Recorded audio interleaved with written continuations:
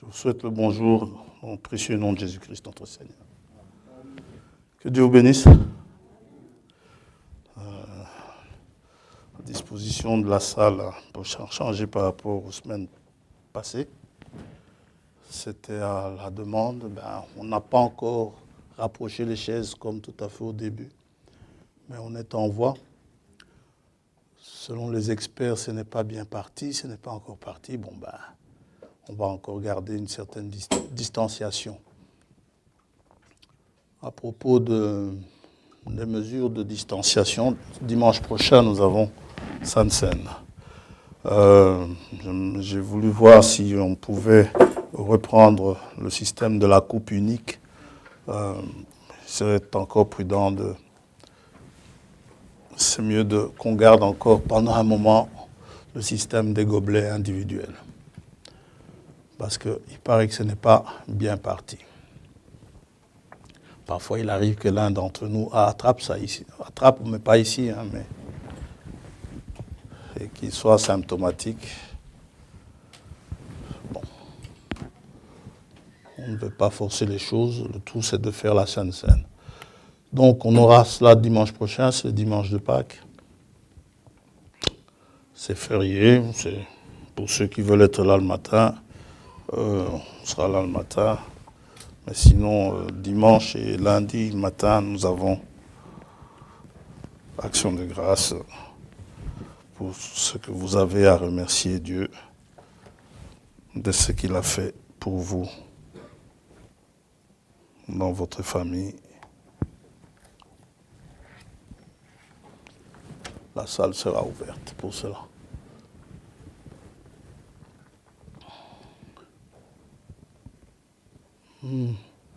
Hier, nous avons eu 3 baptêmes. Nous louons Dieu pour cela. La plus jeune a 15 ans. Je crois que ce sont des jeunes gens, toutes très jeunes, qui ont besoin de vos prières, de nos prières, pour avancer dans ce monde. Ce n'est pas facile pour la jeunesse. Ça n'a jamais été facile pour personne.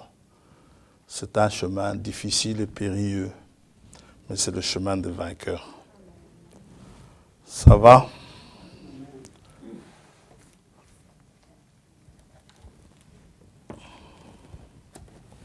Bien. Nous allons prier.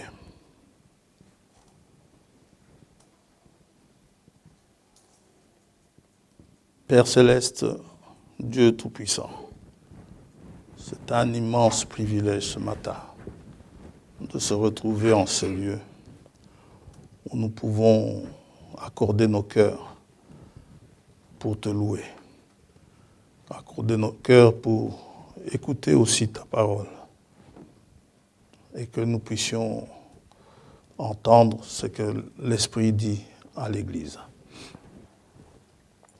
Que nous puissions tous marcher d'un même pas, aussi aide-nous à ce que nous puissions nous accorder sur tout ce que tu dis. Que nous puissions prendre cela, recevoir cela tel que l'Esprit le dit. Bénis ta parole, s'il te plaît Seigneur. Bénis les cœurs qui sont prêts à recevoir. Et nous te remercions également pour les jeunes bien-aimés qui se sont fait baptiser hier, qui ont pris cette bonne décision, que tu les aides, que tu les accompagnes dans leur pèlerinage, qu'elles puissent aller de victoire en victoire, et que tout au long de leur marche, que cela soit toujours des témoignages pour les bonnes choses, et même parmi les mauvaises choses qu'elles auront à subir, mais des témoignages de ta grandeur et de ta bonté. Nous te demandons d'inspirer ta parole. Au nom de Jésus-Christ, notre Seigneur, nous t'avons prié. Amen.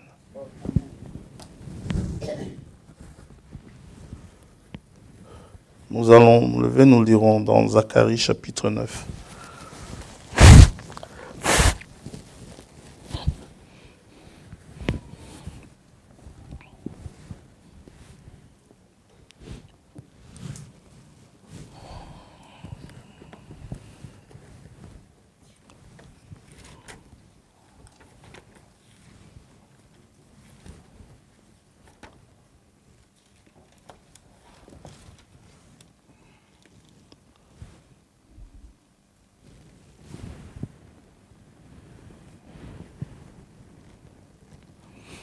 verset 9.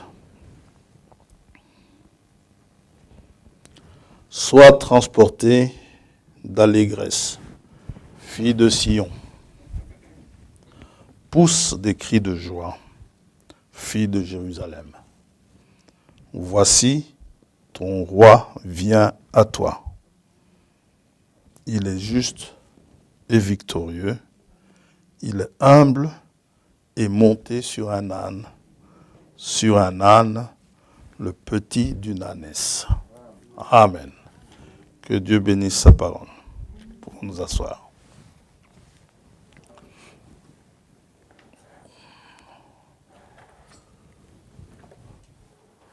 En croire l'Église catholique, selon le calendrier romain, on célèbre aujourd'hui ce qu'on appelle le dimanche des rameaux.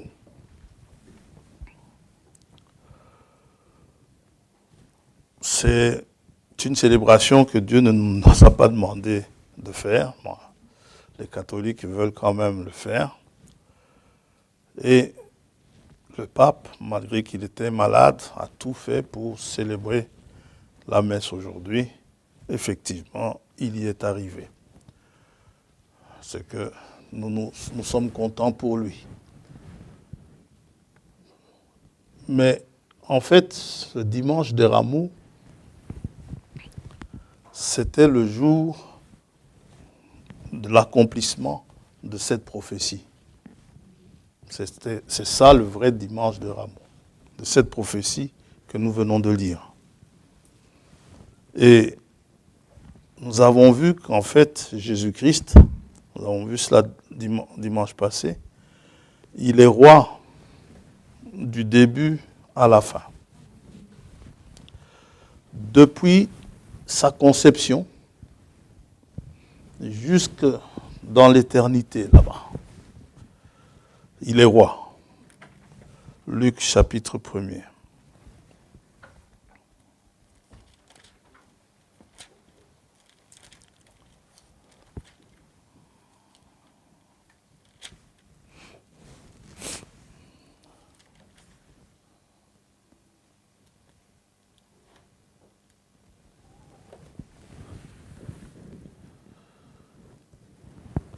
Verset 30. L'ange dit à Marie, « Ne crains point, Marie, car tu as trouvé grâce devant Dieu. Et voici, tu deviendras enceinte, et tu enfanteras un fils, et tu lui donneras le nom de Jésus. Il sera grand, et sera appelé fils du Très-Haut.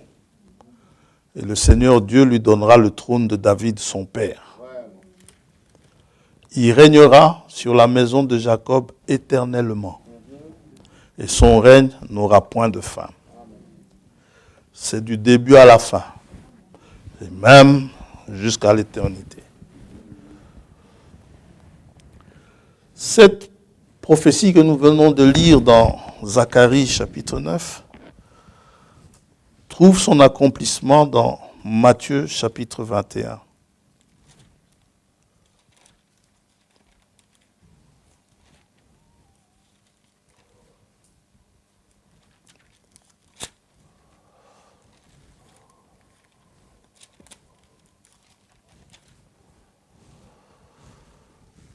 Verset 4.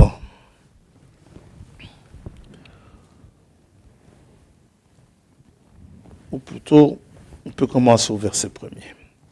Lorsqu'ils approchèrent de Jérusalem et qu'ils furent arrivés à Bethphagée, vers la montagne des Oliviers, Jésus envoya 2 disciples en leur disant, « Allez au village qui est devant vous.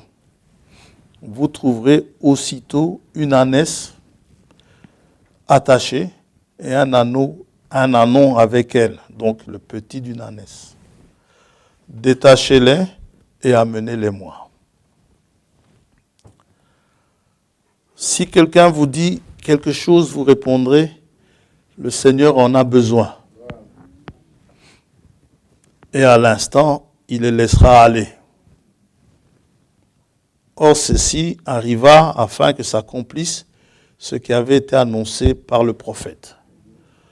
Dieu dit dans Jérémie, « Je veille sur ma parole afin de l'accomplir. » Même s'il n'y avait pas d'ânesse en ce temps-là, Dieu était plus que capable d'en créer une. Or, donc, dites à la fille de Sion, « Voici ton roi vient à toi, plein de douceur, et monté sur un âne, sur un ânon, le petit d'une ânesse. » Et il venait à Jérusalem ce jour-là, pas pour faire du tourisme. Il venait à Jérusalem dans un but bien précis. Et cela, il nous le dit dans Matthieu 20,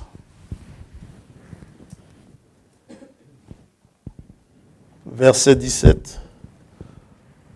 Pendant que Jésus montait à Jérusalem, il prit à part les 12 disciples.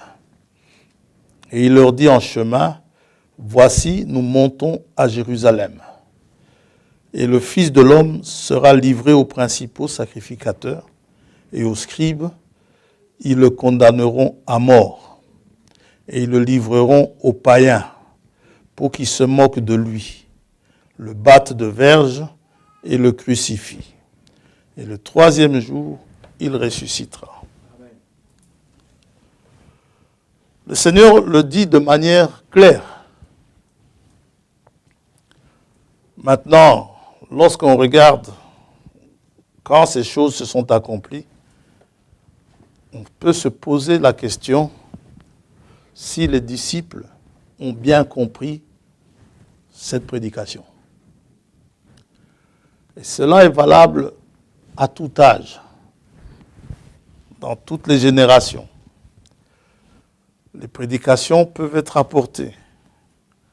Vous pouvez essayer de les clarifier le mieux possible, de les simplifier le mieux possible pour que nous puissions comprendre cela, pour que nous puissions assimiler cela.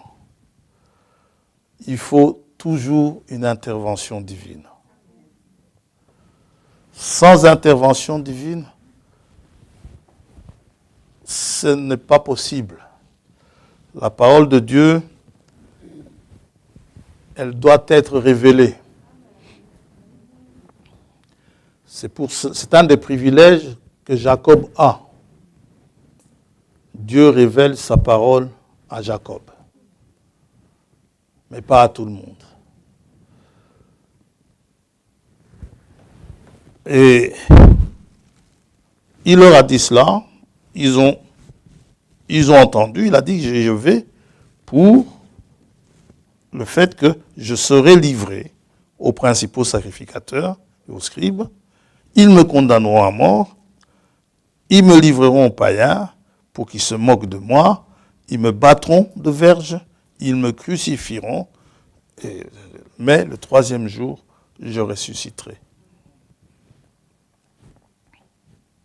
Amen. Donc, il allait à Jérusalem pour y être immolé. Donc, en agneau du sacrifice. Pour être tué pour le sacrifice. Et c'est appelé, dans 1 Corinthiens, cet événement est appelé la Pâque. 1 Corinthiens 5, 7.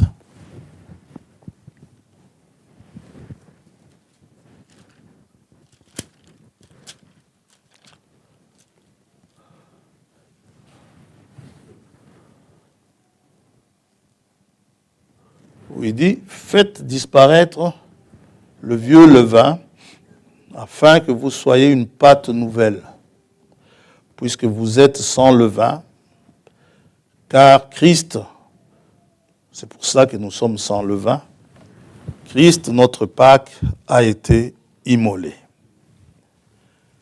Célébrons donc la fête, non avec du vieux levain, non avec un levain de malice et de méchanceté, mais avec les pains sans levain, de la pureté et de la vérité. C'est ainsi que l'on doit célébrer cette Pâque. Quand vous regardez, pour ceux qui sont attentifs à cela, comment Pâques est écrit ici, c'est sans S. Mais la Pâque qu'on célébrera dans le monde dimanche prochain, dont les enfants ont des vacances de Pâques, mais on ne les appelle plus comme ça maintenant. Il paraît, puisqu'ils veulent tout laïciser. Ça s'écrit avec S. C'est que l'Église catholique aujourd'hui appelle la Pâque, en fait, c'est la résurrection. La résurrection du Seigneur. Mais c'est que Dieu appelle la Pâque, c'est autre chose. La Pâque, c'est l'agneau du sacrifice. C'est l'immolation. Exode chapitre 12. C'est quoi la Pâque? Christ, c'est l'agneau de Dieu.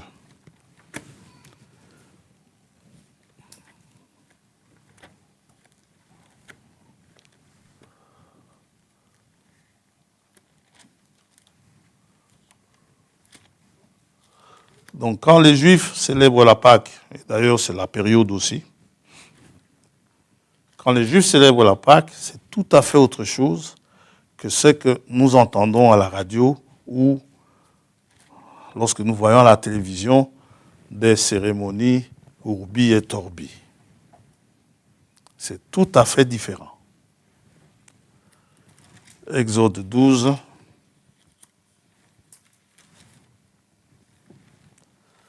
La célébration urbi et torbi, c'est la célébration dans le monde entier que réalise le pontife du Vatican.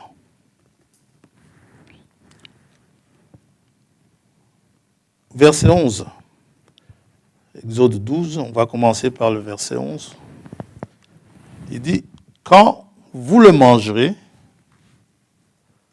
l'agneau, vous aurez vos reins sains, vos souliers aux pieds et votre bâton à la main. Et vous le mangerez à la hâte. Ne marchez pas en traînant les pieds. C'est quoi? C'est la Pâque de l'Éternel. Et cette Pâque, en fait, c'est un repas. Le repas d'un agneau. Les musulmans copient cela avec la fête du sacrifice. Les catholiques copient cela avec des œufs de chocolat. Dimanche, il y aura dans beaucoup d'endroits, même pour ceux qui ont des enfants en bas âge, il y a des écoles qui organisent cela, le ramassage d'œufs en chocolat. Et dans les supermarchés, on vous vend des lapins. Mais la Pâque telle qu'elle a été instituée, il fallait que ça soit un agneau. Un agneau est différent d'un lapin. Un lapin est peureux. Quand vous voulez attraper un lapin, il faut être très adroit pour l'attraper. Tandis que l'agneau, il est doux. Vous voulez le prendre, prenez-le. Vous voulez lui prendre sa tunique, prenez-la. Vous l'amenez à la boucherie, amenez-la. Amenez-le. Il ne discute pas. Ça va? Et il ne cherche pas à s'échapper.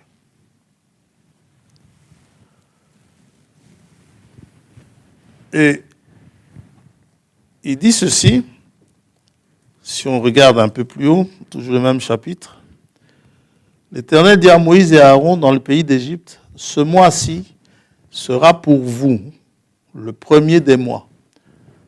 Ça, c'est le calendrier religieux. Parce que plus tard, lorsqu'on verra que le 7e mois sera aussi considéré le début de l'année, c'est le nouvel an juif, c'est le calendrier, n'est-ce pas, civil. Ce mois-ci sera pour vous le premier des mois. Il sera pour vous le premier des mois de l'année. Si on veut bien comprendre, disons que c'est le janvier. Ça va? Parlez à toute l'assemblée d'Israël et dites, le 10e jour de ce mois, donc le 10 janvier, si on veut comprendre. Ça va? Le 10e jour de ce mois, on prendra un agneau pour chaque famille, un agneau pour chaque maison. Si la maison est trop peu nombreuse pour un agneau, on le prendra avec son plus proche voisin, selon le nombre des personnes. Vous compterez pour cet agneau d'après ce que chacun peut manger. Si vous avez quelqu'un à côté qui mange beaucoup, eh bien, il faut que votre agneau puisse suffire. Ça va? Il faut que tout le monde en ait. Si vous avez des petits mangeurs, eh bien, réunissez le plus de gens possible, mais l'agneau doit être consommé en son entièreté. Ce sera un agneau sans défaut. Donc, quand vous prenez l'agneau, quand vous allez acheter l'agneau, regardez-le bien. Ou bien quand vous allez choisir dans votre troupeau, vérifiez bien que cet agneau n'a pas de défaut. On se suit? Vérifiez bien qu'il a bien ses deux yeux, qu'il n'a pas de cicatrice quelque part, qu'il est en bonne santé, que tout va bien. Vérifiez que ce soit un mâle. Ne prenez pas une brebis. Âgé d'1 an. Vous pourrez prendre un agneau ou un chevreau, le petit d'une chèvre. Quand vous le prenez, ne le tuez pas tout de suite. Peut-être qu'il a attrapé un microbe au moment où vous le prenez et la maladie va se manifester plusieurs heures plus tard, quelques heures plus tard. Gardez-le. Vous le garderez jusqu'au 14e jour de ce mois, du 10 au 14. Ça va? Donc, 4 jours. Et toute l'assemblée d'Israël l'immolera entre les 2 soirs. On prendra de son sang et on en mettra sur les 2 poteaux et sur le linteau de la porte des maisons où on le mangera. Donc, vous devez le garder 4 jours lorsque vous l'avez pris. Ce jour-là, lors de l'accomplissement de la prophétie de Zacharie, l'agneau qui devait servir à la Pâque, qui devait être tué entre les 2 soirs au 14e jour, ce jour-là, l'agneau entrait dans Jérusalem. Et c'était effectivement un dimanche, le premier jour de la semaine. Ça va? Parce que les Juifs comptent du dimanche au samedi. C'était effectivement le premier jour de la semaine. C'était le dimanche. Ce dimanche-là, il est entré dans Jérusalem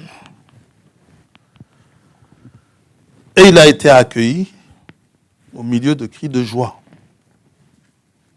Hosanna au fils de David. C'est comme ça qu'on accueillait les rois. Et dans certains pays aujourd'hui, c'est aussi comme ça que certains se font accueillir. Ça va? Alors, lorsqu'il est entré dans Jérusalem, dans Matthieu 21, il est allé tout droit au temple.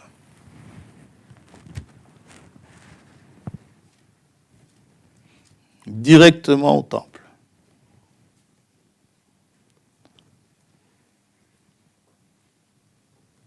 Et c'est le dimanche matin, Matthieu 21, au verset 12, Jésus entra dans le temple de Dieu. Il chassa tous ceux qui vendaient et qui achetaient dans le temple. Il renversa les tables des changeurs et les sièges des vendeurs de pigeons. Les pigeons, qu'est-ce qu'ils ont à voir? Le pigeon, c'était le sacrifice des pauvres. Ceux qui n'avaient pas d'agneau et qui ne pouvaient pas s'en procurer pouvaient venir avec un pigeon.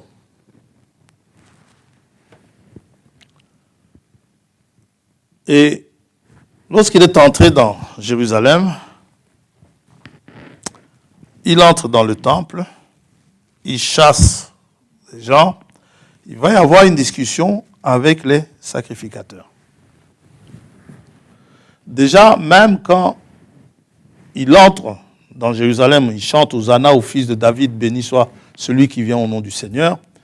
Au verset 15, les principaux sacrificateurs et les scribes sont indignés à la vue des choses merveilleuses qu'il avait faites et des enfants qui criaient dans le temple Hosanna au fils de David. Ils lui dirent, entends-tu ceux qui disent? Oui, leur répondit Jésus. N'avez-vous jamais lu ces paroles? Tu as tiré des louanges de la bouche des enfants et de ceux qui sont à la mamelle. Maintenant, si vous comptez les jours, on n'a pas le temps. Prenez Matthieu 21, 22, 23, 24, 25.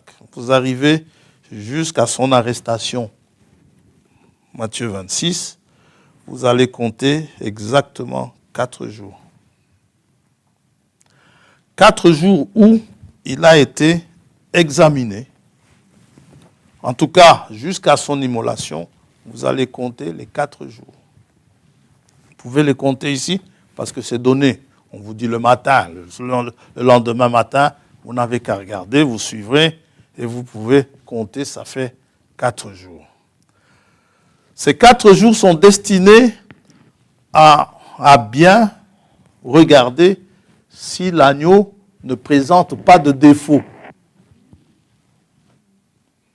Si vous ne lui trouvez aucun défaut.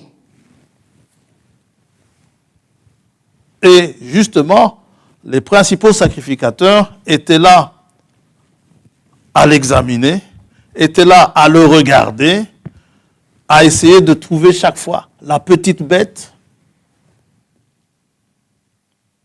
Et finalement, tout ce qu'ils pouvaient faire, c'était l'accuser injustement des choses qu'il n'avait pas faites. Il va être examiné par les sacrificateurs, par les conducteurs religieux. Il va être arrêté, trahi, arrêté, et il arrivera même jusqu'au conducteur politique chez Pilate. Et Pilate aura le mot de la fin en disant ceci dans Jean 18.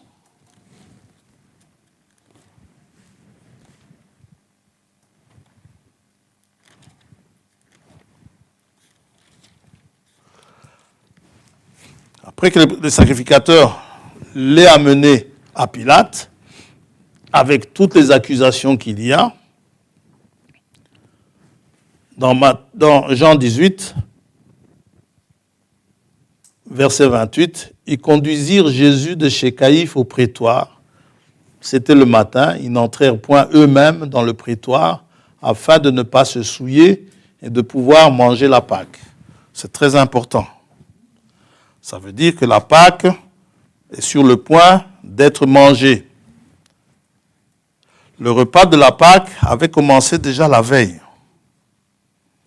Ça a un certain nom, je peux toujours vous le donner, mais je n'ai pas envie de vous accabler de choses. Retenons seulement ceci.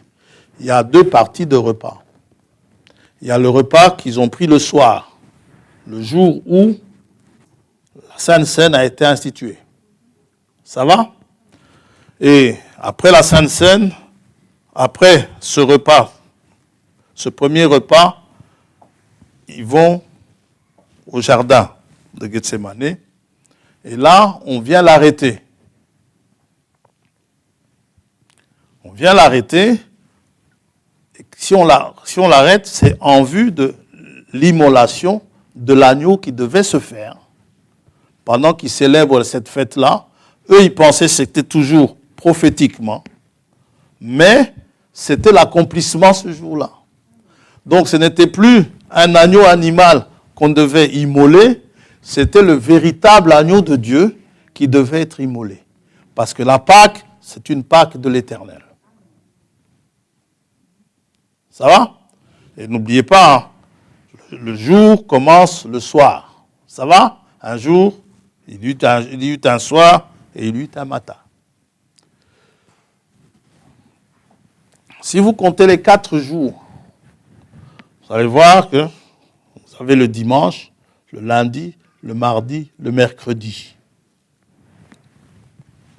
Jésus a été immolé le mercredi et pas le vendredi, comme la tradition essaye de nous faire croire. Le mercredi, pourquoi? Parce que le jeudi, c'était un sabbat spécial.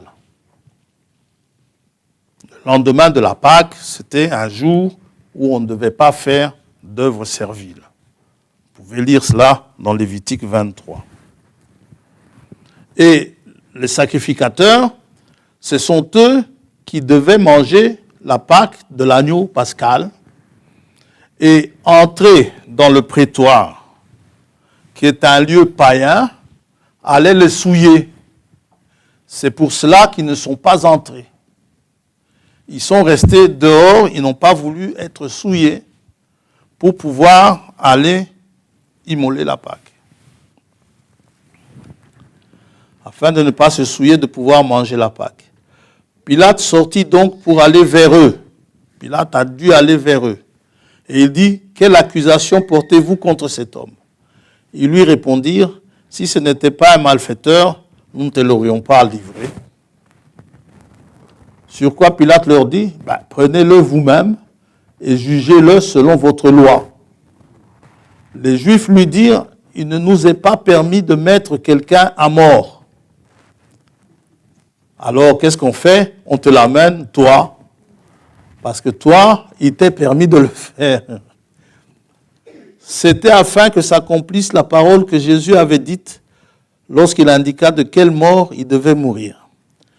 Pilate rentra dans le prétoire, appela Jésus et lui dit, « Es-tu le roi des Juifs ?» Pilate rentra dans le prétoire, « Es-tu le roi des Juifs ?» Jésus répondit, « Est-ce de toi-même que tu dis cela, ou d'autres te l'ont-ils dit de moi ?» Pilate répondit, « Moi, suis-je juif? Ta nation et les principaux sacrificateurs t'ont livré à moi. Qu'as-tu fait? Qu'est-ce que tu as fait? » Jésus dit, « Mon royaume n'est pas de ce monde. Si mon royaume était de ce monde, mes serviteurs auraient combattu pour moi, afin que je ne sois pas livré aux Juifs. Mais maintenant, mon royaume n'est point d'ici-bas. » Pilate lui dit, « Tu es donc roi. » Jésus répondit, « Tu le dis, je suis roi. Je suis né et je suis venu dans le monde pour rendre témoignage à la vérité. Quiconque est de la vérité écoute ma voix. » Pilate lui dit, « Qu'est-ce que la vérité? » Après avoir dit cela, il sortit de nouveau pour aller vers les Juifs et il leur dit, quand je vous disais, il avait le mot de la fin, il dit, je ne trouve aucun crime en lui. Il est sans tache. Il n'y a rien à lui reprocher. Il n'a commis aucun crime. Je ne vois pas pourquoi je dois le tuer. Mais alors, ce que je vais faire, mais comme c'est parmi vous une coutume que je vous relâche quelqu'un à la fête de Pâques, voulez-vous que je vous relâche le roi des Juifs? Alors de nouveau, tous s'écrièrent, non, pas lui, mais Barabbas. Or Barabbas était un brigand.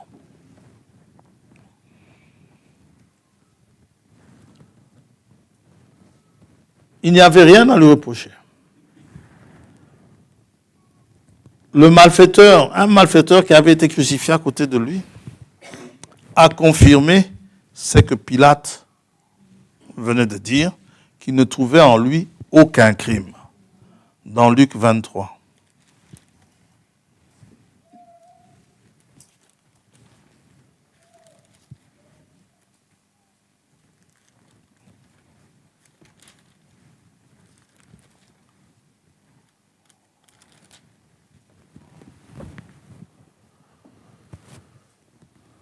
Verset 39, l'un des malfaiteurs crucifiés l'injuriait, disant, n'es-tu pas le Christ? Sauve-toi toi-même et sauve-nous.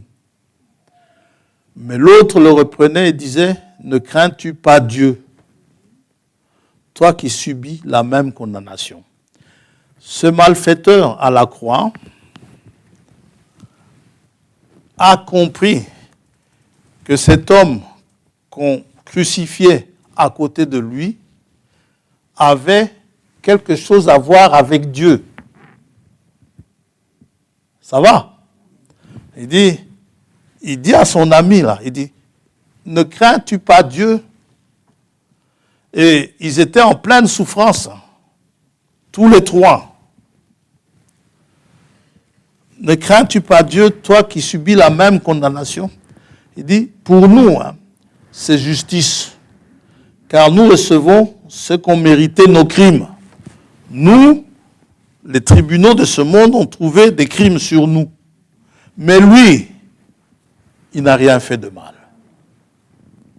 Il est sans tache. Ça va? Et il reconnaîtra Jésus même comme roi, là, sur la croix. Il dit à Jésus, au verset 42, « Souviens-toi de moi quand tu viendras dans ton règne. » Il l'a reconnu comme étant roi. Les principaux sacrificateurs ne l'ont pas reconnu comme étant roi.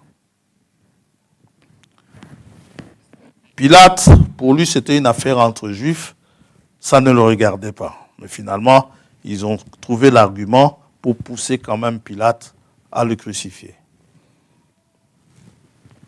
Jésus répond au malfaiteur, il lui dit, au verset 43, « Je te le dis en vérité, aujourd'hui, tu seras avec moi dans le paradis. » Ceux qui réfutent le fait que lorsque on meurt, ceux qui disent que on tourne le bouton, qu'il n'y a rien, on ne sait rien, comme les témoins de Jéhovah, il y a pas mal de croyances comme ça. Les morts ne savent rien. Ils disent que, en fait, la virgule ici, donc ça devient de la grammaire. Ils disent que la virgule est mal mise dans nos Bibles. Dans la leur, ils ne mettent pas la virgule après la vérité, ils mettent la virgule après aujourd'hui. Je te le dis aujourd'hui, je te le dis en vérité aujourd'hui, virgule, tu seras avec moi dans le paradis. Qu'importe où vous mettez la virgule. Le paradis et le royaume sont deux choses différentes. Ça va? Quand Jésus lui dit, tu seras avec moi dans le paradis existait déjà. Ça va? On va voir. Hein? Tandis que le royaume, il était encore à venir. Vous voyez? Donc, ce sont deux choses différentes. Si Jésus lui dit, tu seras avec moi dans le paradis, c'est qu'il y a un paradis. Le royaume n'est pas encore là. Lui, il parle du royaume. Le malfaiteur, il dit, souviens-toi de moi quand tu seras dans ton règne. Jésus lui dit, t'en fais pas. Aujourd'hui, je te le dis, mettez la virgule où vous voulez, je te dis, tu seras avec moi dans le paradis. Le paradis, c'est où? 2 Corinthiens 12.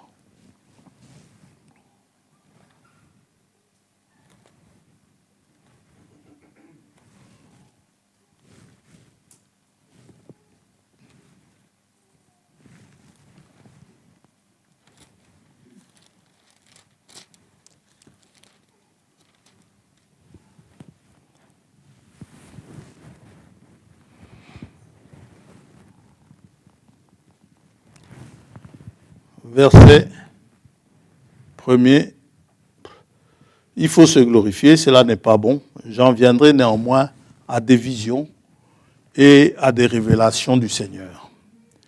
Je connais un homme en Christ qui fut, il y a 14 ans, ravi, c'est-à-dire enlevé en esprit, ravi jusqu'au 3e ciel. Si ce fut dans son corps, je ne sais. Un ravisseur, c'est quelqu'un qui enlève. Hein? Ça va? Je connais quelqu'un qui a été ravi jusqu'au 3e ciel. Si ce fut dans son corps, je ne sais. Si ce fut hors de son corps, je ne sais. Dieu le sait. Et je sais que cet homme, si ce fut dans son corps ou sans son corps, je ne sais, Dieu le sait, fut enlevé dans le paradis. Ça va? Le paradis existait déjà. Et qu'il entendit des paroles merveilleuses qui n'est pas permis à un homme d'exprimer. C'est la grâce que cet homme a eue de pouvoir aller jusqu'au paradis, voir comment les choses y sont. Et il a entendu des choses, il ne savait pas exprimer cela.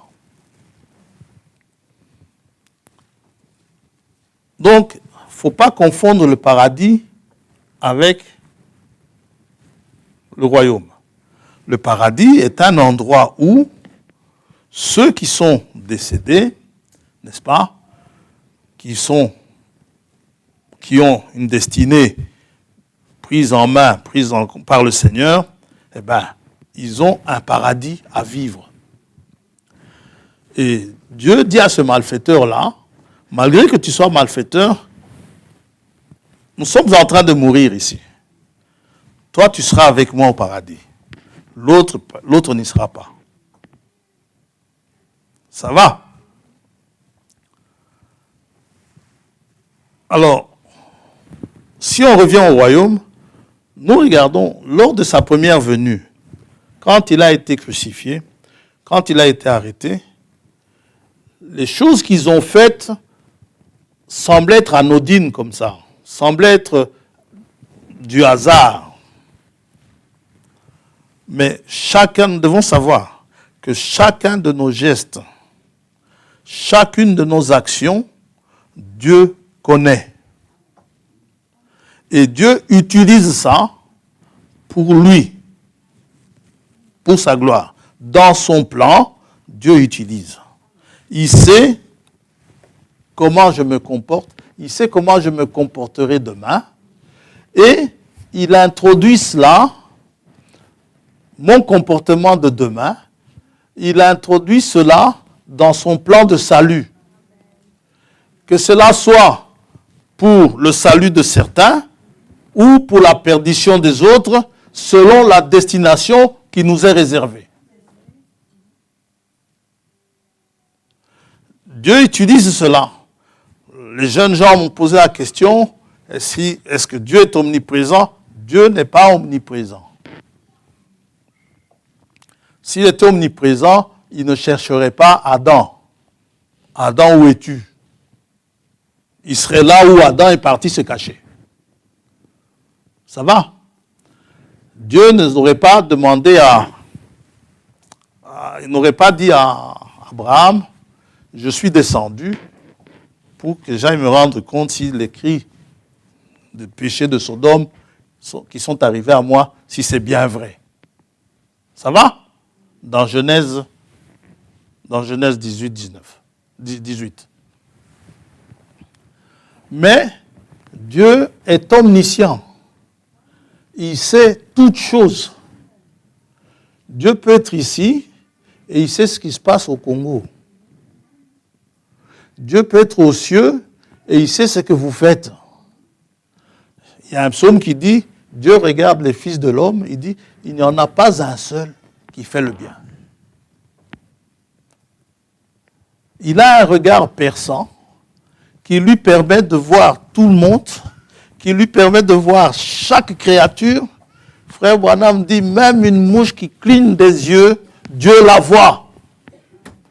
Vous ne pouvez pas imaginer Dieu. Dieu est inimaginable, il est infini. Il sait tout, il sait ce que nous faisons. Mes actions ont un cri. Et ce cri-là arrive à l'oreille de Dieu. Et quand ça arrive, Dieu sait que c'est moi qui ai agi ainsi. Quand c'est vous, il sait que c'est vous qui avez agi. Il connaît chacun. Comment cela se fait-il? Nous devons comprendre une fois pour toutes, Dieu n'est pas explicable. Nous croyons. On n'est pas là pour expliquer que Dieu, si on explique, on va mettre des limites à Dieu, parce que nous sommes limités.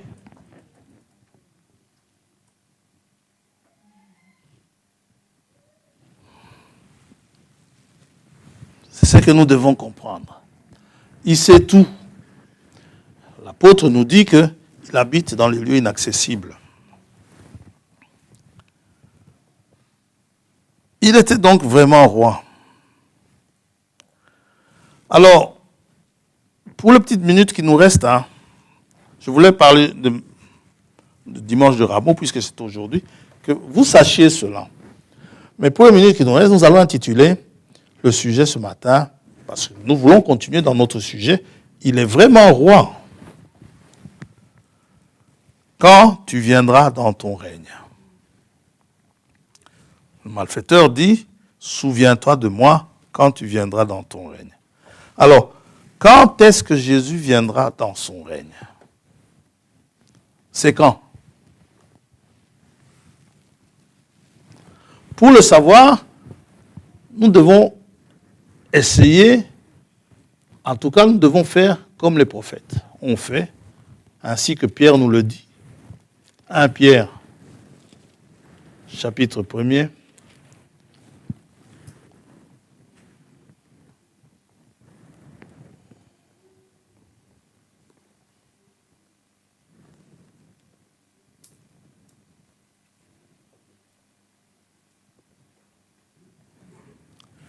Verset 3. Béni soit Dieu le Père de notre Seigneur Jésus-Christ, qui selon sa grande miséricorde nous a régénérés pour une espérance vivante, par la résurrection de Jésus-Christ d'entre les morts, pour un héritage qui ne peut ni se corrompre, ni se souiller, ni se flétrir. Il vous est réservé dans les cieux, à vous qui, par la puissance de Dieu, êtes gardés par la foi pour le salut prêt à être révélé dans les derniers temps.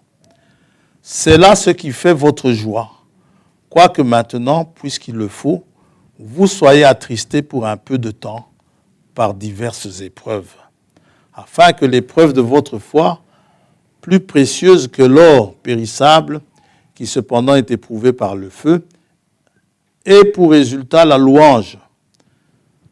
L'épreuve de votre foi, le résultat, ça ne doit pas être les gémissements ou les pleurnicheries. le résultat de votre épreuve, ça ne doit pas être des plaintes, des complaintes. Les résultats de votre épreuve doivent être la louange. Dites amen à ça. La gloire et l'honneur lorsque Jésus-Christ apparaîtra. Vous l'aimez sans l'avoir vu. Vous croyez en lui sans le voir encore. Vous réjouissant d'une joie merveilleuse et glorieuse, parce que vous obtiendrez le salut de vos âmes pour prix de votre foi. Maintenant, qu'est-ce que les prophètes ont fait? Les prophètes qui ont prophétisé touchant la grâce qui vous était réservée ont fait de ce salut l'objet de leur recherche. Nous devons rechercher. Et de leurs investigations, c'est rechercher de manière méthodique, et de leurs investigations, ils voulaient sonder, les prophètes, ils voulaient sonder l'époque et les circonstances marquées par l'Esprit de Christ qui était en eux et qui attestait d'avance les souffrances de Christ et la gloire dont elles seraient suivies. En d'autres mots, ils voulaient savoir quand est-ce que le Christ viendrait pour souffrir. Par exemple, Ésaïe a prophétisé sur qui a reconnu le bras de l'Éternel. David a prophétisé, mon Dieu, pourquoi m'as-tu abandonné?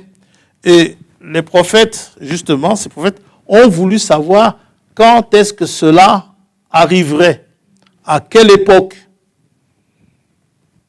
Et au verset 12, il nous est dit qu'ils l'ont su par révélation. Il leur fut révélé que ce n'était pas pour eux-mêmes. Tout cela, c'est par révélation, mais pour vous qui étiez les dispensateurs de ces choses que vous ont annoncées maintenant, ceux qui ont prêché l'évangile par le Saint-Esprit envoyé du ciel et dans lesquels les anges désirent plonger leur regard. Donc, nous devons sonder les Écritures et nous devons regarder quand est-ce que ce règne sera établi. Le règne étant établi comment? Quand ça? C'est-à-dire, le roi est installé sur son trône. Ça va? Le roi est couronné. Et le royaume, donc, s'établit. Quand est-ce que cela se fera-t-il? Et tout ce qui est écrit ici, l'apôtre nous dit, le Saint-Esprit nous dit que cela a été écrit pour nous instruire. Ce qui fait, les choses qui sont écrites, ce ne sont pas seulement des histoires que l'on raconte, mais Dieu est en train de passer un message à ses enfants, à ses élus, afin qu'ils sachent quand est-ce qu'il viendra, afin qu'ils sachent quand est-ce que le royaume où Dieu manifestera sa royauté, n'est-ce pas? Quand est-ce que cela se fera? Comment cela? Dieu a utilisé les règnes qui ont été établis auparavant pour nous montrer quand est-ce que cela se passerait. Nous avons vu ici la fois passée que Salomon, qui est un fils de David, qui est le fils de David, que David a établi roi, Salomon étant un type de Christ qui est aussi fils de David. Chez Dieu, il n'y a pas de petit-fils ou d'arrière-petit-fils. Ça va? C'est toujours des fils d'eux. Même si c'est arrière, 50 000 fois arrière, c'est pas, ça, il reste toujours le fils de David. Et Salomon, n'est-ce pas, lorsqu'il est monté sur son trône, on pourra toujours lui demander pourquoi quand on arrivera là-bas, pourquoi a-t-il fait de sorte que son trône ne soit accessible qu'à la 7e marche? Tout cela pour nous montrer le nombre d'années qu'il faut pour que l'histoire de l'humanité puisse s'accomplir. Dans 2 Rois, chapitre 9, au verset 2 Chroniques, chapitre 9, verset 18, Salomon fait un grand trône. Il fait faire un grand trône. Verset 17. Le roi fit un grand trône d'ivoire et le couvrit d'or pur. Ce trône avait 6 degrés, 6 marches, on a vu cela. Et après les 6 marches, il y a un marchepied, donc une marche supplémentaire, n'est-ce pas, pour qu'il puisse avoir accès au trône. C'est une image que Dieu nous donne pour nous montrer que le fils de David qui viendra régner, il régnera au 7e millénaire.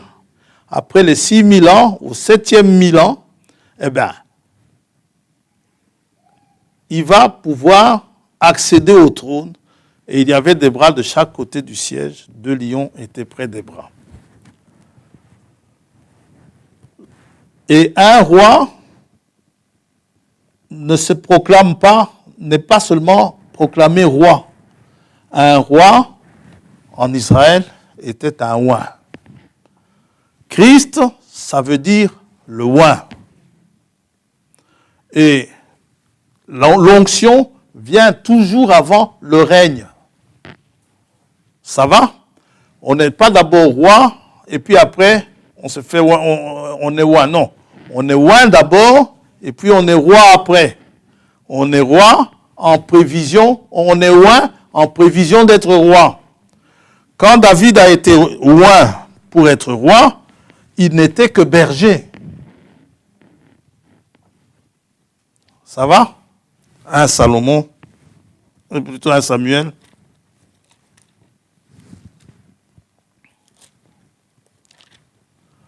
Ne regardez pas ce qui se passait en Israël, hein, en Samarie.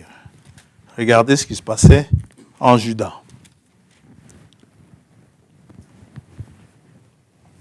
« 1 Samuel 16, l'Éternel dit à Samuel, « Quand cesseras-tu de pleurer sur Saül? Je l'ai rejeté, afin qu'il ne règne plus sur Israël. Remplis ta corne d'huile et va, je t'enverrai chez Isaïe, Bethléemite, car j'ai vu parmi ses fils celui que je désire pour roi. » Samuel dit, « Comment irai-je? Saül l'apprendra et il me tuera. » Et l'Éternel dit, « Tu emmèneras avec toi une génisse et tu diras, je viens pour offrir un sacrifice à l'Éternel. » Dans 1 Roi 1er,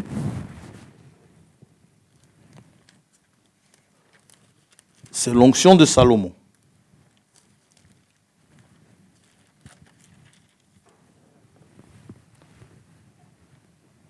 Un roi premier.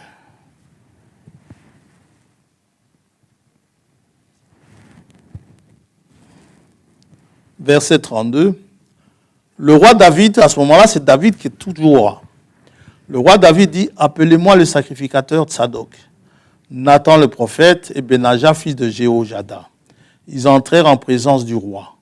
Et le roi leur dit, prenez avec vous les serviteurs de votre maître, faites monter Salomon mon fils sur ma mule et faites-le descendre à Guillon. Là, le sacrificateur Tsadok et Nathan le prophète l'oindront pour roi sur Israël.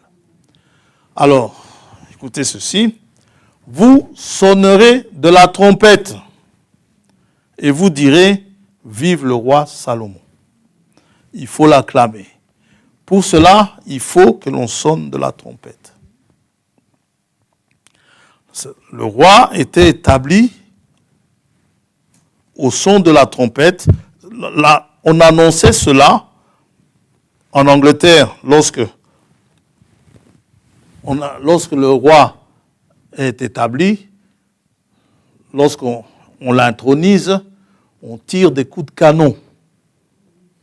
Ça va? Je crois ici en Belgique aussi, hein, il y a un certain nombre de coups de canon qu'il faut tirer pour annoncer au royaume que le roi est établi. Il peut aller sur le trône. En Israël, ce n'était pas avec des coups de canon, mais c'était avec le son de la trompette. La trompette annonçait justement que le roi était établi. Et le son de cette trompette va arriver assez loin. Au verset 41, nous lisons ceci. Ce bruit fut entendu d'Adonijah et de tous les conviés qui étaient avec lui au moment où il finissait de manger. Joab, entendant le son de la trompette, dit « Pourquoi ce bruit de la ville en tumulte ?» Il parlait encore lorsque Jonathan, fils du sacrificateur Abiathar, pouvait lire cela, tout le chapitre. Mais ce que je voudrais juste vous montrer, c'est que au moment où le roi est intronisé, on sonne de la trompette.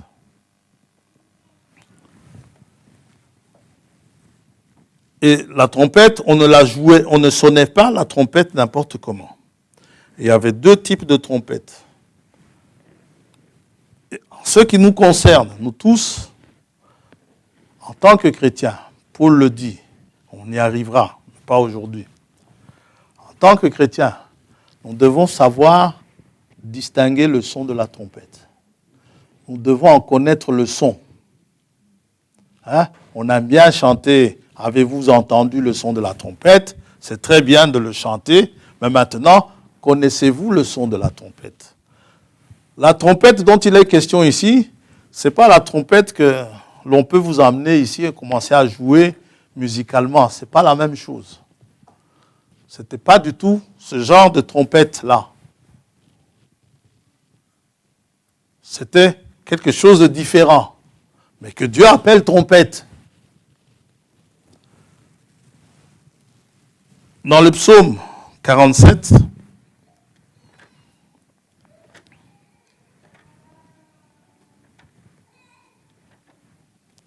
on essaie de voir quand le règne sera établi, c'est lorsque les trompettes retentiront. Ô chef des chantres, des fils de Corée, psaume, vous tous, peuple, battez des mains. Si je vous dis de battre les mains, qu'est-ce que vous faites? Battez un peu les mains. C'est applaudir, hein? Battre des mains, c'est applaudir. Ça veut dire quoi? Vous acclamez. Vous acclamez. Vous tous, peuple, battez des mains. Poussez vers Dieu des cris de joie. Car l'Éternel, le Très-Haut, est redoutable. Il est un grand roi sur toute la terre. Le roi étant établi, il y a une acclamation. On n'a pas lu tout un roi, chapitre 1er. Salomon va être acclamé. Vive le roi Salomon. Que le roi Salomon vive. Ouais. On doit battre des mains. Et c'est un jour de joie. Il est un grand roi sur toute la terre. Il nous assujettit des peuples, c'est-à-dire nous-mêmes, nous sommes rois, n'est-ce pas? Il met des nations sous nos pieds. Il nous choisit notre héritage, la gloire de Jacob qu'il aime. Dieu monte au milieu des cris de triomphe. L'Éternel s'avance au son de la trompette. Chantez à Dieu, chantez. Chantez à notre roi, chantez. Car Dieu est roi de toute la terre. Chantez un cantique. Dieu règne sur les nations. Dieu a pour siège son saint trône. Les princes des peuples se réunissent au peuple du Dieu d'Abraham, car à Dieu sont les boucliers de la terre. Il est souverainement élevé. Oh, j'en connais un qui a été souverainement élevé. Philippiens chapitre 2.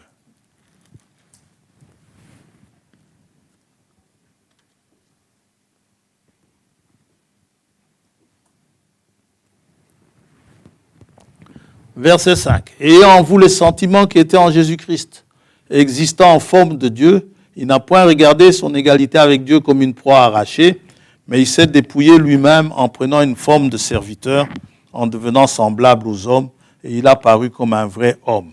Il s'est humilié lui-même, se rendant obéissant jusqu'à la mort, même jusqu'à la mort de la croix. C'est pourquoi aussi Dieu l'a souverainement élevé et lui a donné le nom qui est au-dessus de tout nom, afin qu'au nom de Jésus, tout genou fléchisse dans les cieux, sur la terre et sous la terre, et que toute langue confesse que Jésus-Christ est Seigneur, à la gloire de Dieu le Père. Oui.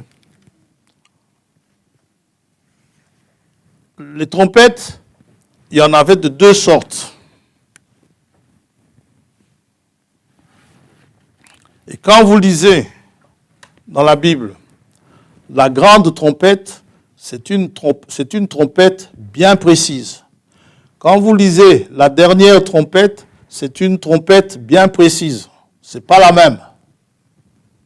Quand vous lisez la trompette de Dieu, c'est une trompette bien précise. On se comprend? Tout cela pourquoi? Parce que il y a l'accomplissement, il y a une célébration qui doit arriver après que la Pentecôte ait eu lieu. Il y a une fête à célébrer qui est la fête de la trompette. Et lors de la fête des trompettes, lors de la fête, c'est Lévitique 23, versets 24 à 25, je crois, si je ne me suis pas trompé, mais en tout cas c'est Lévitique 23. Lors de la célébration de cette fête, pour le moment, ceux qui célèbrent cela en annonçant une prophétie, la célébration. Mais il arrivera un jour où ce jour-là, cette trompette, cette prophétie va s'accomplir. Les trompettes vont réellement sonner. Et beaucoup d'événements vont arriver. Beaucoup d'événements, on n'aura pas le temps de les énumérer quasi tous. Tous les événements qui arriveront lorsque les trompettes sonneront. Lorsque les trompettes sonneront, mais comme on est sur la royauté la royauté du Seigneur, le jour de son intronisation, ce sera au son de la trompette. L'enlèvement que nous attendons se fera au son de la trompette. C'est-à-dire que l'enlèvement aura son accomplissement pendant la fête des trompettes. La résurrection des morts, c'est la trompette qui réveillera les morts. Ils entendront les sons de la trompette. Mais pour que vous puissiez entendre cela, il faut d'abord que vous sachiez que c'est la trompette. Jean, dans Apocalypse, il a su distinguer cela. En fait, Dieu parlait, le Fils de l'homme parlait, mais Jean a pu discerner que le son de la voix qui sortait était le son d'une trompette. Et tous les chrétiens qui doivent être enlevés entendent la voix du Seigneur comme étant le son d'une trompette, parce que la trompette vous annonce aussi la venue du roi. Quand le roi vient, on sonne de la trompette. Cela se passait surtout ici, dans le Moyen-Âge. Ici, maintenant, quand le roi va venir, ou bien le roi ou le président, ce sont les sirènes qui passent, n'est-ce pas? Mais Dieu, ce n'est pas des sirènes, c'est la trompette. Il est annoncé. Lorsque vous entendez des sirènes, et les sirènes, lorsque le roi passe, ne sont pas les mêmes que les sirènes lorsque une ambulance passe. Ce ne sont pas les mêmes des sirènes de la police. Beaucoup ne savent pas faire la différence entre les sirènes de la police ou des ambulances, mais eux, les ambulanciers ou les policiers, savent. Un policier sait, pendant qu'il est ici, que ça passe là-bas dehors, il sait vous dire, ça c'est la police. Ça va? Un ambulancier, vous allez dire, tiens, la police passe. Non, il va vous dire, non, c'est une ambulance. Ils savent. Ils sont entraînés dans ça. Et vous et moi, nous devons être entraînés dans ça. Parce que le psalmiste dit, c'est dans le psaume 89, mais dans le psaume 89, il dit ceci. Heureux le peuple qui connaît le son de la trompette. C'est un peuple béni. C'est-à-dire que lorsque Dieu parle, vous comprenez que c'est Dieu qui parle. Et Dieu parle tantôt d'une manière, tantôt d'une autre. Il peut parler au travers des événements. Il peut parler au travers du soleil. Il peut parler au travers de la pluie. Cette pluie qui n'arrête pas de tomber. Chez les enfants de Dieu, c'est un message divin. Ou cette pluie qui ne tombe pas. À un temps de sécheresse, c'est toujours Dieu qui parle. Ça va? Le vent qui souffle, les tempêtes que l'on annonce, toutes ces choses qui arrivent, c'est autant la voix de Dieu qui nous parle. Et nous devons connaître cela. Dans Psaume 89,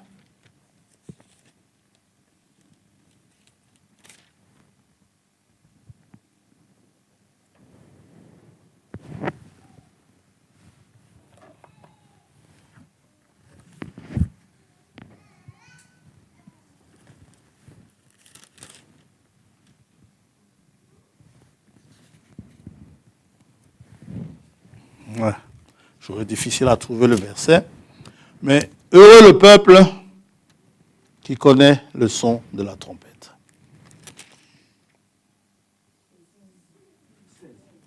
16. Merci. Il marche à la clarté de ta face, ô Éternel.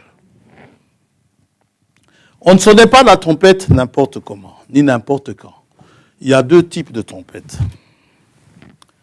Il y a les trompettes en argent, dans nombre 10, on va y arriver, et il y a la trompette sous forme de la corne du bélier.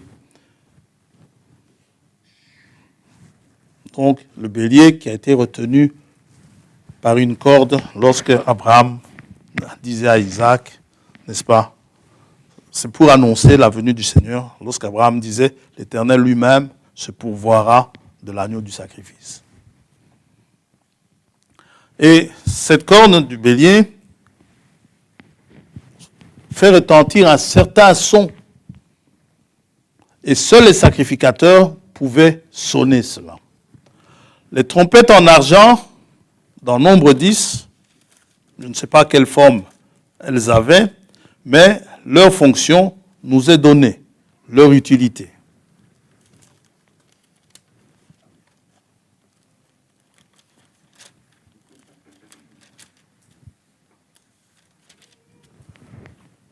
Et quand est-ce qu'il faut les jouer? L'Éternel parla à Moïse et dit, fais-toi 2 trompettes d'argent, tu les feras d'argent battu, elles te serviront pour la convocation de l'assemblée et pour le départ des camps. On convoque l'assemblée, comme chez les militaires, n'est-ce pas? On sonne, chez les militaires on dira, on sonne du clairon, mais ici, on convoquait l'assemblée pour le départ des camps. Lorsqu'ils marchaient dans le désert, c'était avec des trompettes. Pas la corne, mais des trompettes d'argent. Trompettes d'argent, pourquoi d'argent? Quand on vous parle d'argent dans la Bible, on vous parle de rachat.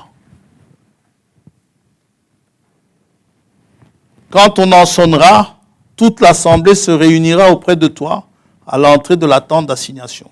C'est le moment de se réunir. C'est le moment de se rassembler.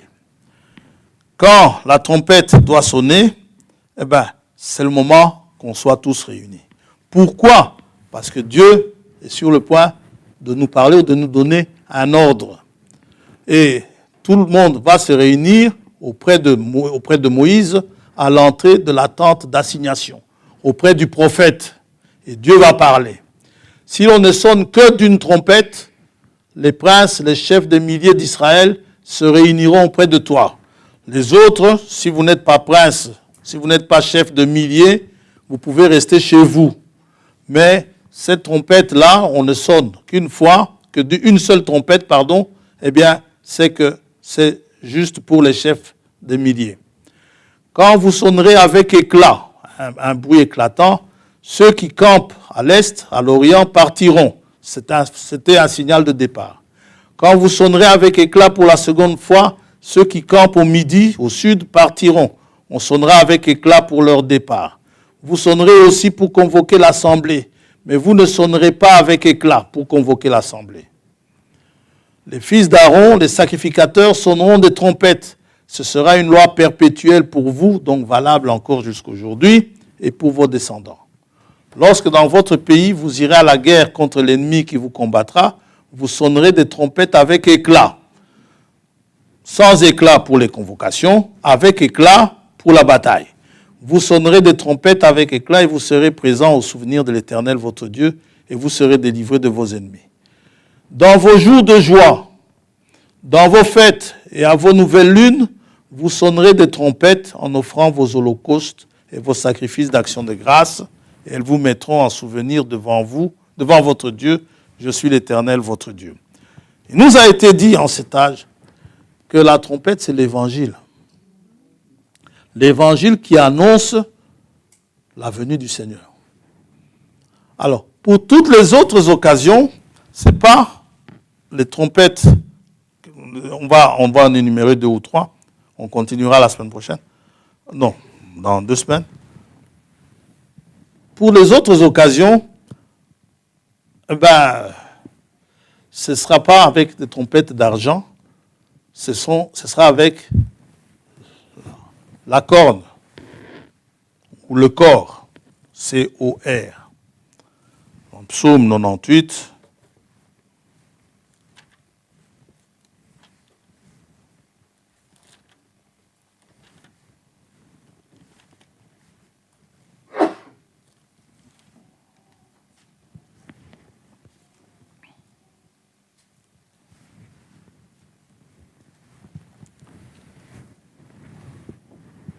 Verset 4, « Poussez vers l'Éternel des cris de joie, vous tous habitants de la terre.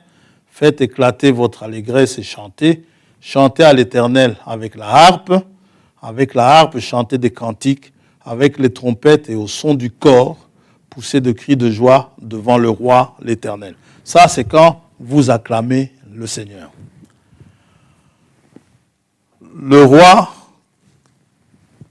qui vient, n'est-ce pas, est reçu au milieu de cris de joie. Cela, c'est la corne du bélier qui sonne. C'est la même corne qui a sonné au Sinaï. Lorsque la loi était donnée à Moïse, on entendait le son de la trompette. Et le son devenait de plus en plus fort, comme il est dit. C'est toujours la corne de bélier qui a été utilisée dans la bataille de Jéricho, lorsque les murs de Jéricho se sont effondrés. Dans Josué 6, c'est toujours avec la corne du bélier qu'une guerre est annoncée. Donc, vous pouvez lire dans 2 Samuel 2, chapitre 20, verset 1er pour une guerre. Dans 1 Thessaloniciens 4, c'est la corne du bélier dont le bruit est assez fort que pour pouvoir aller réveiller quelqu'un qui dort du sommeil de la mort, assez suffisamment puissant pour pouvoir vous réveiller pour la résurrection. Je crois vous l'avoir déjà dit ici, nous avons l'habitude de mettre, malheureusement lorsqu'on doit enterrer quelqu'un, on nous demande, les services funèbres ici nous posent toujours la même question. Est-ce qu'on met une croix ou bien mettez une croix? Nous, on a l'habitude pour la plupart de mettre une croix, d'autres mettent juste la pierre. Les Juifs, eux, ils ne mettent pas la croix. Ceux qui croient à la résurrection, ils gravent une trompette sur la stèle, montrant qu'un jour, cette tombe-là s'ouvrira. Le jour de la résurrection, ils croient que Dieu les ressuscitera. Ils croient en la résurrection. Et c'est ainsi que Jean, la voix qu'il avait entendue comme étant le son d'une trompette, c'est cette même voix qui lui dit, le son de la trompette, monte ici. Et c'est cette voix-là qui vous fera monter lorsque le Seigneur poussera un cri, autant le cri que le son de la trompette, le but est de réveiller les morts. Le cri, comme avec Lazare, Lazare sort, Lazare est sorti. Et c'est avec cette trompette-là aussi que le roi est acclamé. Et où est-ce que nous voyons Jésus-Christ acclamé?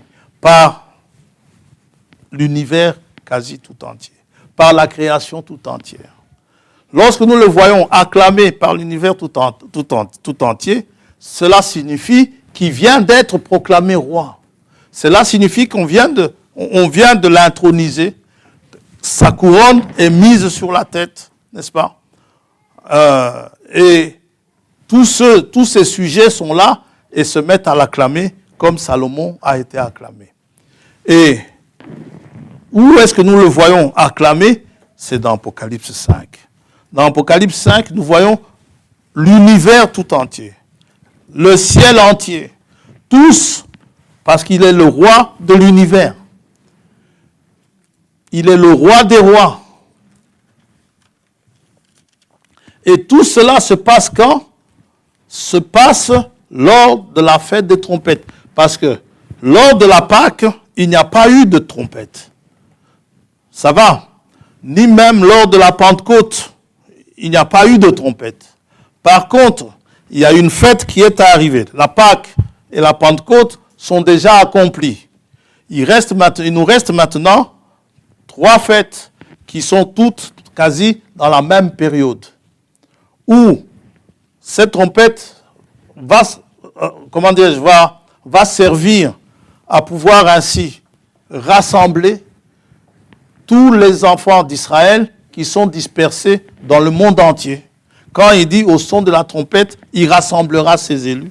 Il rassemblera aussi les siens, ceux d'Israël, n'est-ce pas, pour pouvoir régner avec eux lorsqu'il établira le royaume. Alors, dans Apocalypse 5, lorsqu'il sort le livre, il prend le livre et qu'il ouvre les sceaux, dans ce livre se trouve le nom de tous ceux qu'il a rachetés. Non seulement de tous ceux qu'il a rachetés, mais aussi de tous ceux qu'il a rachetés. Ça va? Et il a racheté pour Dieu, par son sang, des hommes de toute tribu, de toute langue, de tout peuple et de toute nation. Tu as fait d'eux un royaume et des sacrificateurs pour notre Dieu, et ils régneront sur la terre. Voilà le moment où le roi, l'agneau, est intronisé. Nous voyons où le Seigneur est intronisé. Et je regardais, j'entendis la voix de beaucoup d'anges autour du trône, des êtres vivants et des vieillards. Nous avons 24 vieillards, les 12 patriarches et les 12 apôtres. Nous voyons tant ceux de l'Ancien Testament que ceux du Nouveau Testament, tous réunis, sont arrivés tous à l'achèvement. Et ainsi, le royaume peut être établi.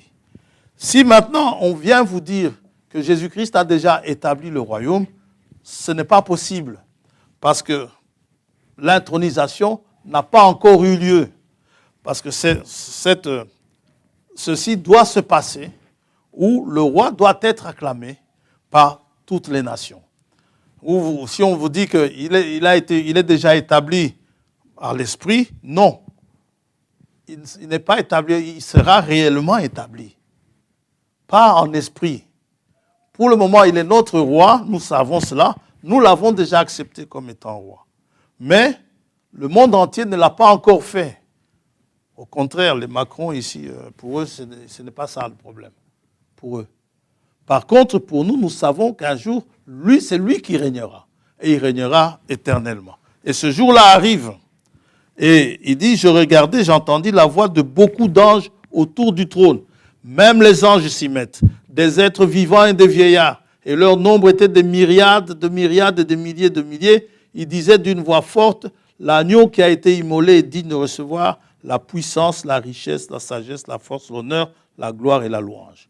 Et toutes les créatures, ça va? Je répète, toutes les créatures qui sont dans le ciel, sur la terre, sous la terre, sur la mer et tous ceux qui s'y trouvent, je les entendis qui disaient à celui qui est assis sur le trône et à l'agneau, soit la louange, l'honneur, la gloire et la force au siècle des siècles. Et les 4 êtres vivants disaient Amen. Et les vieillards se prosternèrent et adorèrent. C'est pourquoi nous devons connaître le son de la trompette. Celui qui ne connaît pas le son de la trompette, il est malheureux. Ça veut dire qu'il ne connaît pas le son de la voix du Fils de l'homme. Aujourd'hui, le Fils de l'homme est en train de parler au milieu de son Église. N'est-ce pas? Apocalypse chapitre 1er, nous le voyons marchant au milieu de l'Église, au milieu des 7 âges, des 7 chandeliers, pardon. Verset 12. Je me retournai pour savoir quelle était la voix qui me parlait, et après m'être retourné, je vis 7 chandeliers d'or, et au milieu de 7 chandeliers, quelqu'un qui ressemblait à un fils d'homme vêtu d'une longue robe et ayant une ceinture d'or sur la poitrine. Quand vous le voyez ici, il n'est plus habillé comme un sacrificateur. Ainsi que disait Frère Branham, il dit que la ceinture n'est plus à la taille comme pour les sacrificateurs, la ceinture est maintenant sur l'épaule, ce n'est plus une ceinture, c'est maintenant autre chose qu'il a sur l'épaule, et au milieu de 7 chandeliers d'or, donc la ceinture d'or sur la poitrine, voilà. Ce n'est plus à la taille, il n'est plus sacrificateur. Sa tête et ses cheveux étaient blancs comme de la laine blanche. Quand on vous dit que le roi, ses principales fonctions étaient quoi? Il régnait bien sûr, mais le roi, c'était aussi chef, un leader dans la bataille. Le roi, c'est aussi un juge, le juge suprême. Et ici, on le voit en tant que juge. Sa tête et ses cheveux étaient blancs comme de la laine blanche, comme de la neige. Ses yeux étaient comme une flamme de feu. Son aspect a complètement changé par rapport au moment où il est entré à Jérusalem sur le dos d'un anneau, du petit d'une ânesse. Là, il avait des yeux où tout le monde, tous ceux qui étaient là, osaient, des yeux que tout le monde osait regarder. Et même regarder avec mépris, on le regardait, on le giflait, on faisait tout ce qu'il voulait. Mais ici, ses yeux, son aspect a changé. Son aspect est différent. C'est le même homme, Jean, qui était habitué à mettre sa tête sur son sein. Jean, quand il le voit dans cet aspect-là, il tombe comme mort. Il est tout à fait différent que ce qu'il était pendant qu'il était sur la terre. Mais c'est toujours le même. Il dit, écoute, c'est moi. Il dit à Jean, c'est moi. Je suis le premier et le dernier, c'est moi. Celui qui était mort, c'est bien moi. Je suis vivant. Et je suis au milieu de vous. Et tout cela se passe donc en ce moment-là. Donc, lors du couronnement du roi, lors de la proclamation du jubilé également, on sonnait de la trompette. On sonne de la trompette dans beaucoup de circonstances. Et toutes ces circonstances-là, qui sont prophétiquement annoncées dans l'Ancien Testament, vont finir, tout cela va prendre place et le royaume sera ainsi établi. Et c'est cela que le malfaiteur, c'est à cela que le malfaiteur faisait allusion, disant, quand tu seras dans ton règne, souviens-toi de moi. Parce que ce règne-là sera établi un jour. Mais quand est-ce qu'il sera établi? Pour Cléopas et l'autre, eux, ils pensaient que c'était le moment. Mais ce n'était pas encore le moment. Ce moment doit venir. Eux, ils pensaient, ils se disaient, nous pensions que c'était lui qui allait le faire. Mais voilà 3 jours qu'il est mort. Et on nous a annoncé sa résurrection. Mais bon, nous ne voyons pas trop. C'est qui était un peu la réaction de beaucoup d'entre nous. Hein? On leur annonce que Jésus est ressuscité, mais ils ne le réalisent pas vraiment. Et pourtant, ce sont de vrais croyants.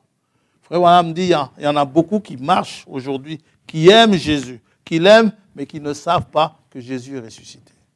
Et pourtant, que Jésus est avec eux. Et vous, ce matin, Savez-vous qu'il est avec vous? C'est là la question.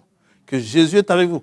Quelles que soient les circonstances dans lesquelles vous vous trouvez, que vous soyez dans le ventre du poisson, dans le malheur, que vous soyez sur la montagne, au top, que vous soyez dans votre moment de joie, que vous soyez dans votre moment de tristesse ou quoi, vous devez savoir qu'il est avec vous. Maintenant, quelles que soient les circonstances de difficultés par lesquelles vous passez, vous n'avez rien à manger, il est toujours le même qui éprouve les gens par la faim. C'est toujours le même. Pourquoi est-ce qu'il m'éprouve par la faim? Pas pour le plaisir, mais il dit afin de voir quelles sont les dispositions de mon cœur. C'est ce qu'il dit. Il dit, je t'ai éprouvé par la faim. Et afin que j'apprenne que je ne vis pas de pain seulement, mais de toute parole qui sort de la bouche de Dieu. Chaque épreuve a un but. Et pour que je puisse le savoir, il faut que sa parole me soit annoncée. Si sa parole m'est annoncée et m'est révélée, je peux comprendre pourquoi Dieu veut que je passe par telle ou telle situation. Et nous sommes là, comme Pierre l'a dit, ce sont l'épreuve de notre foi, justement, doit nous amener plus tard, doit avoir résultat, lorsque Jésus apparaîtra, doit avoir comme résultat à le louer, lorsqu'il apparaîtra. Et non pas commencer à se plaindre, Seigneur, quand même, j'ai passé des moments compliqués. Hein, non. Il faut réellement que votre cœur éclate en louange. Parce que c'est une grande œuvre qui est en train de se réaliser. Et la création tout entière attend cela. Ça va?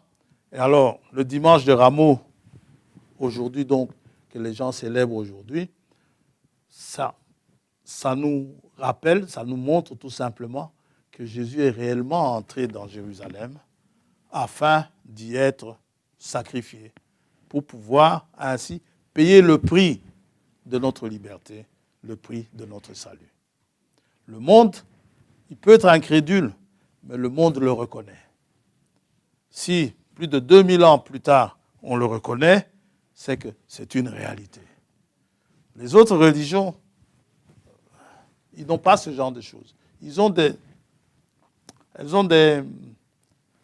règles, elles ont des rituels qui ne disent rien de ce qui va arriver avant. Mais la religion chrétienne, la Bible, ce n'est pas comme le Coran. Le Coran, c'est un ensemble de rituels. La Bible, c'est un livre d'histoire, c'est un livre d'actualité et c'est un livre de prophétie. Elle vous montre ce qui s'est passé dans le temps passé, elle vous dit ce qui se passe aujourd'hui et elle vous dit ce qui se passera demain. Amen. C'est la différence. Et vous n'êtes pas dans les ténèbres pour être surpris. Prions le Seigneur.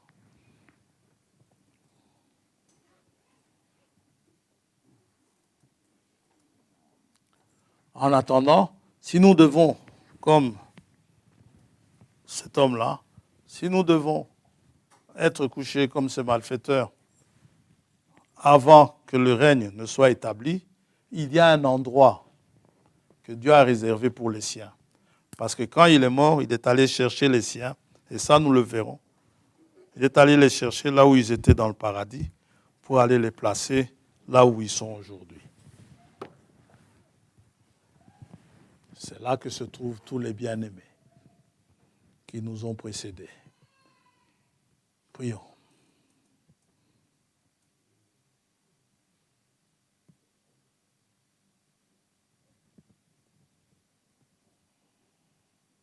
Père Céleste, nous te remercions ce matin. C'est vrai, ces choses ne sont pas simples. Essayons de trouver les mots les plus simples pour pouvoir montrer toutes ces choses que tu as mises en réserve pour nous. Et ces choses qui étaient naturels dans les temps passés, aujourd'hui, tu les traites spirituellement. Aussi, ta parole étant esprit et vie, aide-nous à en saisir le sens et affermis-nous, Seigneur. Parce qu'il nous est dit que ceux qui ne sont pas affermis tordent le sens. Aussi, nous nous attendons à toi pour la révélation de toutes ces choses, pour que nous sachions très bien comment t'attendre et que nous puissions accomplir notre part, ce que tu nous demandes de faire, ce que tu nous dis chaque jour, selon qu'il y a une récompense pour tous ceux il y a une récompense pour tous ceux qui auront vaincu dans leur âge, dans leur génération. Les difficultés qui se sont présentées, les difficultés qu'il y a eu dans la vie, eh bien, que toutes les tribulations dont Jésus nous a prévenus que nous aurions, eh bien, il y aura des vainqueurs malgré tout de tout cela. Et tous, ils ont été vainqueurs parce qu'ils avaient des oreilles pour entendre ce que l'Esprit dit aux églises. Puisses-tu nous en donner également de ces oreilles, toi le grand Créateur, pour que nous puissions comprendre ces choses. Et, oh Dieu, attendre ce jour-là et que nos cœurs, que nous puissions nous joindre à toutes ces myriades et myriades pour que nous puissions apporter également la louange de nos cœurs pour tous les bienfaits que tu auras accomplis en notre faveur. Sois béni, sois loué. Te remettons tes enfants entre tes mains et que les choses incomprises, que tu puisses les faire comprendre pour que nous puissions avancer et que, Seigneur, ô Dieu, nous puissions ainsi vraiment t'attendre avec assurance et sérénité, sachant que ta venue est proche, car nous envoyons les signes annonciateurs. Au nom de Jésus-Christ, notre Seigneur, nous t'avons ainsi prié. Amen. Amen. Dieu vous bénisse. Le frère Tombo me demande de vous rappeler que vendredi prochain, oui, on l'avait dit vendredi prochain, ce sera réunion de prière. Premier vendredi du mois. On a décidé que chaque premier vendredi du mois sera consacré à la prière. Dieu vous bénisse. Attendons-nous à Dieu, préparons cette réunion et s'il nous fait trouver grâce, nous pourrons voir sa gloire. C'est ce que le frère a écrit. Ah, la répétition aussi? Ah, pardon. Il y a répétition avec sœur Béatrice samedi 8, 4, 23 à 14 heures. Ça, c'est pour les tout petits. Voilà, Dieu vous bénisse.